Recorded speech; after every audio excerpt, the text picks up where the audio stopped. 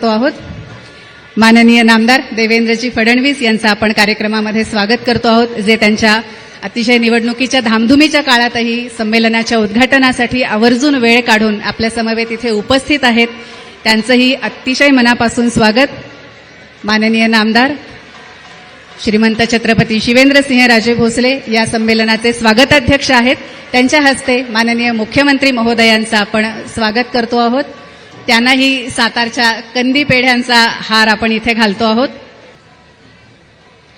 आपलंही मनपूर्वक स्वागत. माननीय डॉक्टर तारा भवाळकर, दिल्लीमध्ये जे साहित्य संमेलन संपन्न झालं त्या साहित्य संमेलनाच्या अध्यक्षा माननीय डॉक्टर तारा भवाळकर यांचंही मी आदरणीय बाबाराजेंना आणि विनोद छत्रपती शिवरायांना मानाचा मुजरा करतो.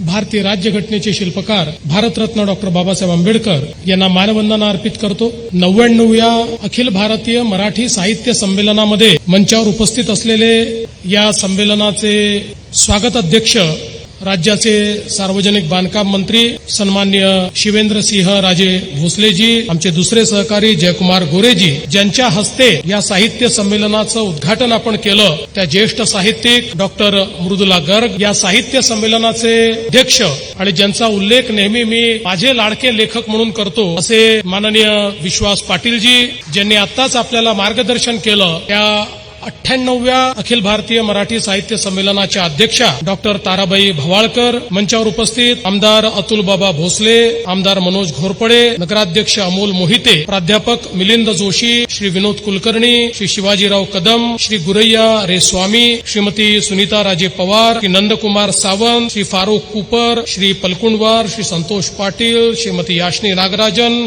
श्री तुषार दोशी, श्री धैर्यशील कदम, मंचावरील सर्व मान्यवर आणि या ठिकाणी उपस्थित सर्व अतिशय रसिक असलेल्या मराठी भाषेवर प्रेम करणाऱ्या माझ्या सर्व माता भगिनी आणि बंधूंनो, आत्ता नुकताच या ठिकाणी मावळत्या संमेलन अध्यक्षांनी नवीन अध्यक्षांना पदभार दिला. किती चांगला हा कार्यक्रम झाला. त्यांनी यांच्या हाती राज्य सोपवलं, यांनी ते स्वीकारलं, सगळ्यांनी टाळ्या वाजवल्या. असंच जर राजकारणातही होऊ शकलं तर किती चांगलं होईल. पण ठीक आहे, मला असं वाटतं की किमान साहित्य क्षेत्रात हे अजून होत आहे, हे असंच होत राहावं ही खऱ्या अर्थानं माझी अपेक्षा आहे. आज साहित्याच्या या महाकुंभामध्ये सर्व सारस्वतांना या ठिकाणी मी प्रणाम करतो. छत्रपती शिवरायांच्या आशीर्वादाने स्वराज्याची भूमी असलेल्या या सातारा नगरीमध्ये हे साहित्य संमेलन होत आहे, ही खरोखर अतिशय आनंदाची गोष्ट आहे. आपण सर्व लोक साहित्याचे सेवेकरी आहोत आणि हा सेवेचा भाग खऱ्या अर्थानं या साहित्य संमेलनाच्या निमित्ताने पुन्हा एकदा उजळून निघतो आणि आपल्या सर्वांना ही सेवा अविरत चालली पाहिजे अशा प्रकारची प्रेरणा ही या निमित्ताने आपल्याला पाहायला मिळते. खरं म्हणजे सातारा केवळ भौगोलिक प्रदेश नाहीये, हा संगमाचा देखील प्रदेश आहे. हरिपूरला वारणा आणि कृष्णेचा संगम होतो आणि योगायोग काय बघा, वारणा काठचे विश्वास पाटील हे या साहित्य संमेलनाचे अध्यक्ष झाले आणि त्यांना अध्यक्षाचा भार हा कृष्णा काठच्या ताराबाई भवाळकरांनी दिला. हा देखील एक अनोखा संगम आपल्याला या साहित्य संमेलनाच्या निमित्ताने या ठिकाणी पाहायला मिळाला. खरं तर हा संगम हा एक प्रकारे परंपरेचा आणि आधुनिकतेचा संगम आहे, अनुभवांचा आणि विचारांचा संगम आहे, इतिहासाचा आणि वर्तमानाचा संगम आहे. आणि म्हणूनच मला असं वाटतं की खऱ्या अर्थानं अशा प्रकारचा संगम हीच आपल्या संस्कृतीची ओळख देखील आहे. अध्यात्म, तत्वज्ञान आणि सामाजिक जीवनात संगम हेच आपल्या संस्कृतीचं ब्रीदवाक्य राहिलेलं आहे. आणि म्हणूनच आपण जगातले जेवढे आक्रमणं झाली ती सगळी आक्रमणं पचवत त्या आक्रांत्याच्या संस्कृतीतलंही जे चांगलं आहे ते या ठिकाणी अनुसरून आपल्या संस्कृतीला अबाधित ठेवण्याचं काम केलं. म्हणजे ज्या प्रकारे कोयना कृष्णेत मिळते, वारणा कृष्णेत मिळते, यमुना गंगेत मिळते, अशा अनेक नद्या वेगवेगळ्या येतात आणि शेवटी एक नदीचं पात्र तयार होतं. तशाच प्रकारे विचारांची जी काही आपली संस्कृती आहे ती त्या एका नदीसारखी आहे की ज्याच्यामध्ये खूप विविध प्रकारचे विचार अनेक वेळा एकमेकाला परस्पर विरोधी अशा प्रकारचे विचार देखील हे व्यक्त होत असतात. पण या सगळ्या विचाराच्या मंथनातून एक नदीचा असा प्रवाह तयार होतो की जो संस्कृती म्हणून, साहित्य म्हणून आपल्या जाणीवा समृद्ध करतो, जो साहित्य आणि संस्कृती म्हणून आपल्या विचारांना प्रगल्भ करतो. आणि म्हणूनच मला असं वाटतं की ही जी परंपरा आपल्या मराठी साहित्यानी, साहित्य संमेलनांनी, मराठी भाषेंनी, मराठी भाषेतल्या सारस्वतांनी जपलेली आहे ती अत्यंत महत्वाची आहे, हे मात्र या ठिकाणी मला सांगितलं पाहिजे. साताऱ्याने सर्वाधिक म्हणजे 6 साहित्य संमेलनं भरवली आणि सर्वाधिक साहित्य संमेलनाचे अध्यक्ष देखील साताऱ्याने दिले. जवळपास मी ज्यावेळेस माहिती घेत होतो त्यावेळी 17 अध्यक्ष हे साताऱ्याने या ठिकाणी दिलेले आहेत. म्हणजे विक्रमही आहे आणि पराक्रमही आहे. आणि एकदा दुर्गाबाई भागवत असं म्हणाल्या होत्या इथल्या साताऱ्याच्या साहित्य संमेलनात की आशय आणि विषय या 2 भिन्न गोष्टी आहेत. त्यामुळे एका अर्थानं विक्रम हा विषय आहे आणि पराक्रम हा आशय आहे, हे जर मी म्हटलं तर मला असं वाटतं ते चुकीचं होणार नाही. आणि खऱ्या अर्थानं साताऱ्याचा संबंध हा साहित्य संमेलनाशी अतिशय ऐतिहासिक अशा काळांमध्ये राहिलेला आहे. आपल्याला माहिती आहे 50 वर्षापूर्वी जेव्हा आणीबाणी लागली होती त्यावेळी याच साताऱ्यामध्ये साहित्य संमेलन झालं होतं आणि दुर्गाबाई भागवत त्याच्या अध्यक्ष होत्या आणि त्यावेळी आणीबाणीची निंदा करणारा ठराव त्या ठिकाणी झाला होता. आणि दुर्गाबाईंचं जे वाक्य होतं, साहित्याला नियमबद्ध करणे नुसते हास्यास्पद नाही तर धोकादायक देखील आहे. आणि हे वाक्य त्यावेळेचं एक अत्यंत प्रमुख वाक्य झालं होतं, ती हेडलाईन झाली होती. आणि मला असं वाटतं की जोपर्यंत आपल्या लोकशाहीमध्ये ही गोष्ट आपण लक्षात ठेवू, विचारांची अभिव्यक्ती, विचारांचं स्वातंत्र्य, साहित्य, परस्पर विरोधी विचार या सगळ्यांच्या अभिव्यक्तीचं स्वातंत्र्य जोपर्यंत आपण लोकशाहीमध्ये अबाधित ठेवू तोपर्यंत कोणी किती संविधानावर खतरा आहे म्हटलं, संविधान खतऱ्यात आहे म्हटलं तरी देखील हे संविधान इतकं मजबूत आहे की काही होऊ शकत नाही. विचारांचं जे स्वातंत्र्य या संविधानाने दिलं आहे ते कोणीच कधी त्या ठिकाणी त्याची गळचेपी करू शकत नाही, ते अबाधितच राहणार आहे. हे देखील आपण सगळ्यांनी या ठिकाणी लक्षात ठेवलं पाहिजे. आणि म्हणून मला असं वाटतं की खऱ्या अर्थानं या साहित्य संमेलनाच्या माध्यमातून आपल्या मराठी भाषेचा विषय देखील अत्यंत महत्वाचा आहे. आणि या ठिकाणी जे मत व्यक्त झालं की केवळ मराठीला अभिजात भाषा जाहीर करून त्या ठिकाणीच आपल्याला थांबता येणार नाही. आणि खरं आहे, पहिल्यांदा तर आपल्या सगळ्यांना हा आनंद आहे की अनेक वर्षाचा आपला संघर्ष हा देशाचे प्रधानमंत्री माननीय मोदीजींनी समजून घेतला आणि मराठी भाषा जी अभिजात होतीच परंतु त्याला अभिजात म्हणून राजमान्यता हवी होती, ती राजमान्यता देण्याचं काम हे आपल्या या देशामध्ये झालं. आता एक काम झालंय, आता दुसरं काम आपलं बाकी आहे. या राजमान्यतेचा उपयोग करून आपल्याला या मराठीला लोकमान्यता देखील त्या ठिकाणी सर्व भारतामध्ये मिळवून द्यायची आहे.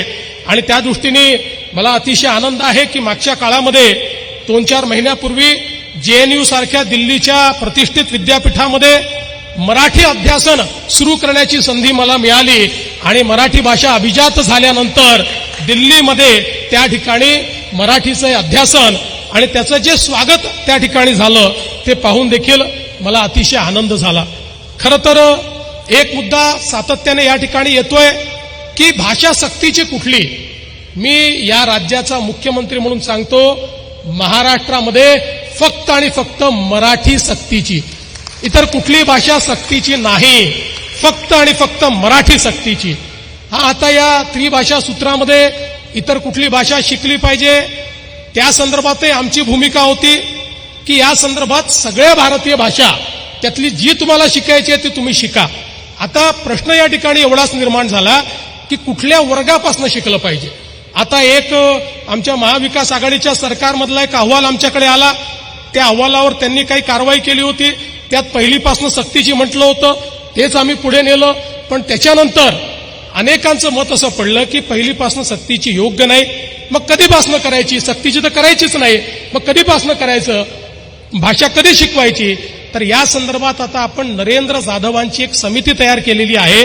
त्यांना सगळ्या क्षेत्रातल्या लोकांची, सगळ्या एक्सपर्टची, साहित्यिकांची चर्चा करायला सांगितलंय.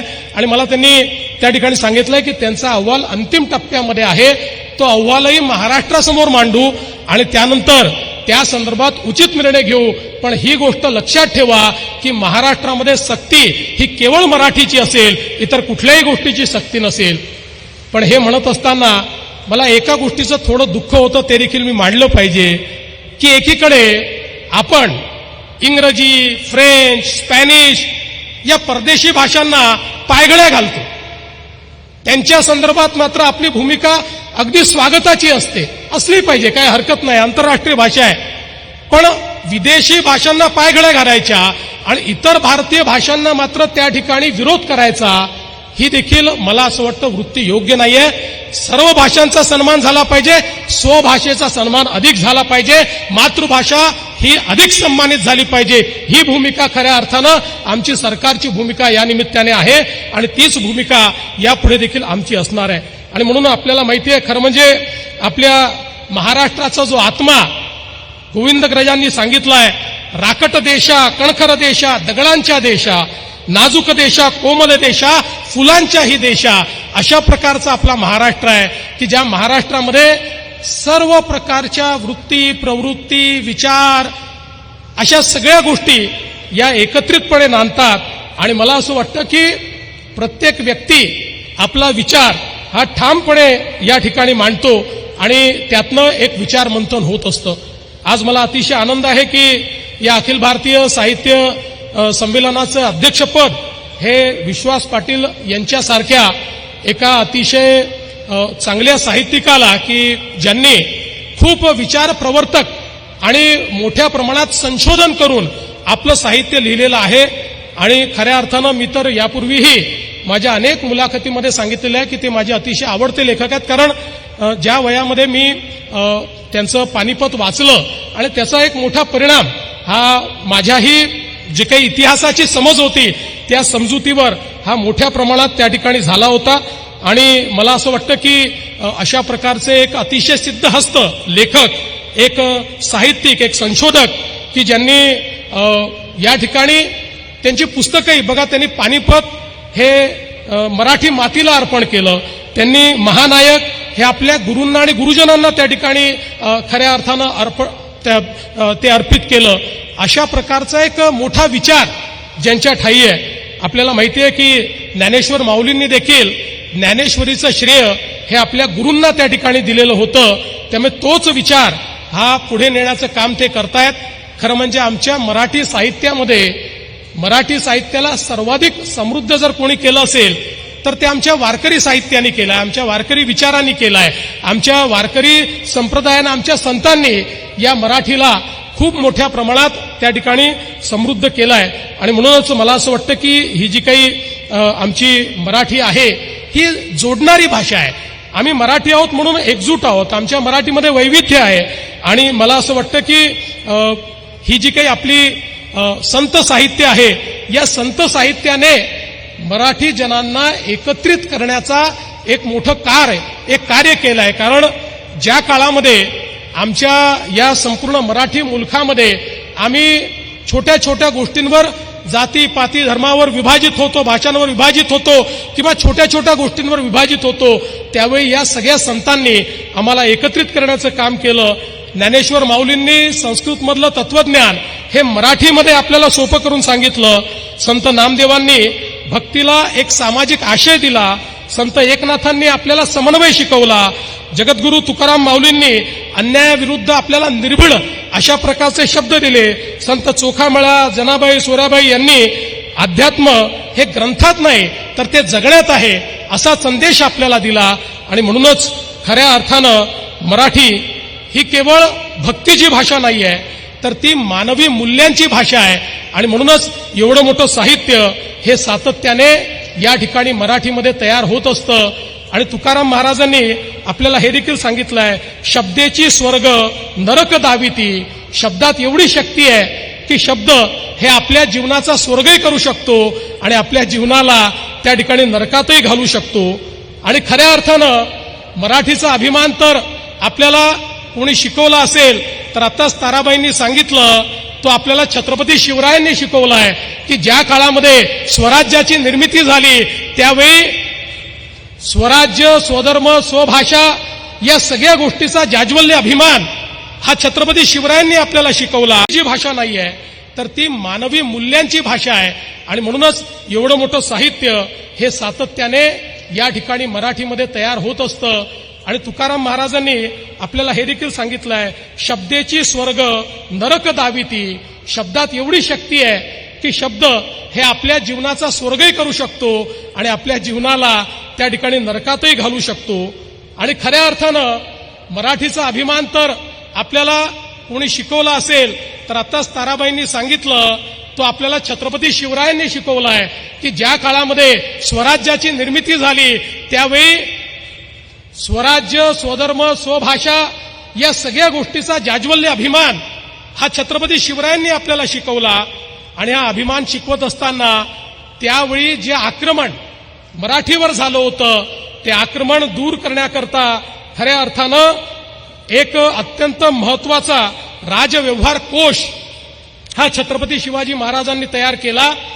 ज्या व्यवहार कोशाने फारसी किंवा अरबी असे जे शब्द आमच्या मराठीमध्ये शिरले होते ते शब्द बाजूला करून एक प्रमाण अशा प्रकारच्या मराठीचा राजव्यवहार कोश हा छत्रपती शिवरायांनी आपल्याला दिला. त्यामुळे हा जो काही मराठीचा अभिमान छत्रपती शिवरायांनी आपल्याला दिलेला आहे तो आपण कधी विसरू शकत नाही. आणि त्यानंतर अनेक मराठीच्या सारस्वतांनी या मराठीला फुलवण्याचं काम केलं.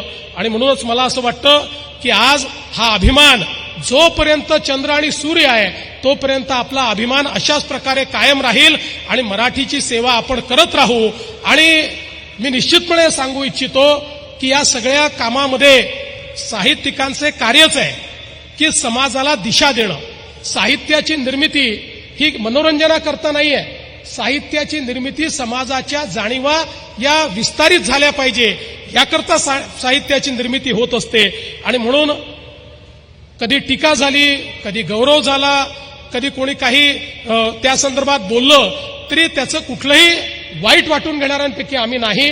तर आम्हाला असं वाटतं की मी स्वतःबद्दल तरी सांगू शकतो की मला असं वाटतं की या ठिकाणी जर एखादी टीका झाली आणि ती टीका जर योग्य असेल तर त्यातनं आपल्याला सुधारण्याचा एक मार्ग दिसतो आणि त्या मार्गाने पुढे जाण्याचा प्रयत्न हा आपण नेहमीच केला पाहिजे.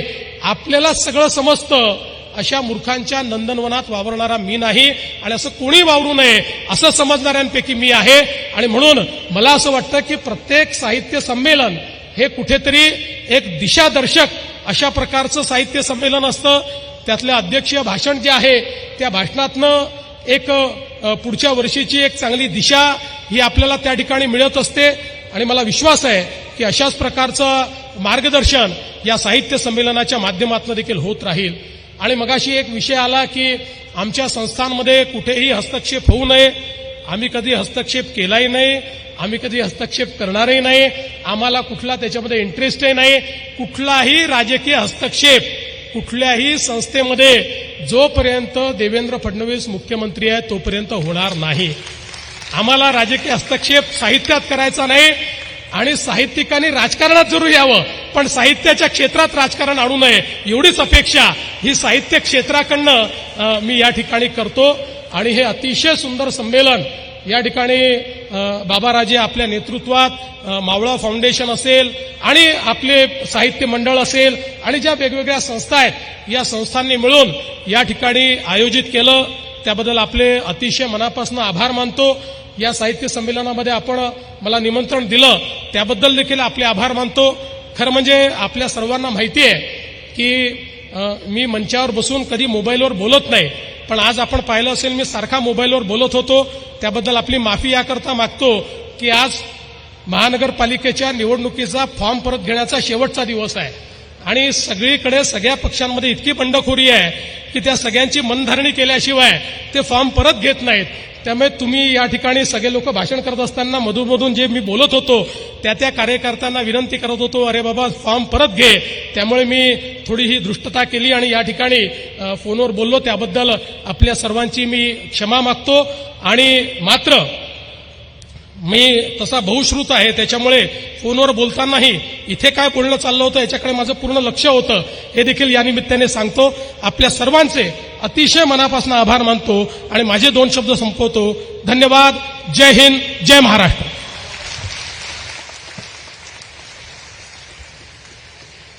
माननीय मुख्यमंत्री महोदयांचे मी अतिशय मनापासून आभार मानते आणि आपल्या सर्वांच्या साक्षीने आपण आता इथे निमंत्रित करूया साताऱ्यामध्ये संपन्न होणाऱ्या 99व्या अखिल भारतीय मराठी